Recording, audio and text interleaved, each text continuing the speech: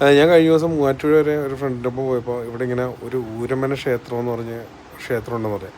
അപ്പോൾ ഒന്ന് നീ കാണേണ്ട ആടാന്ന് പറഞ്ഞ് എന്നെ കൊണ്ടുപോയതാണ്. അപ്പോൾ ഉച്ചക്കാണ് എങ്ങനെ ചെല്ലണം, അല്ലെങ്കിൽ ഇതിലും ഭംഗിയായിരുന്നു തന്നെ വിഷ്വലി.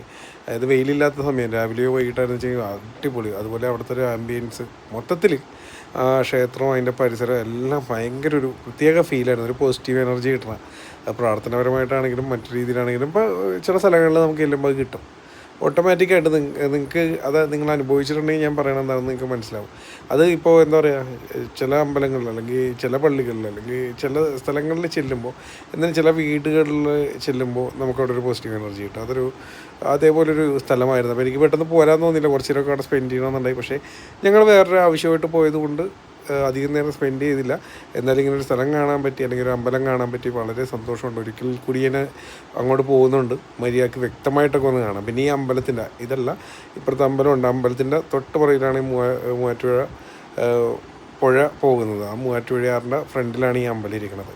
ഭയങ്കര ഒരു മനോഹരമായൊരു ഏരിയയും എന്താ പറയുക ചുറ്റുപാടുകളും അവിടെ ഉണ്ട്. അപ്പോൾ എപ്പോഴെങ്കിലുമൊക്കെ നിങ്ങളതിൽ പോകുമ്പോൾ ഒന്ന് കയറി വിസിറ്റ് ചെയ്യാൻ ശ്രമിക്കുക. ഓക്കെ.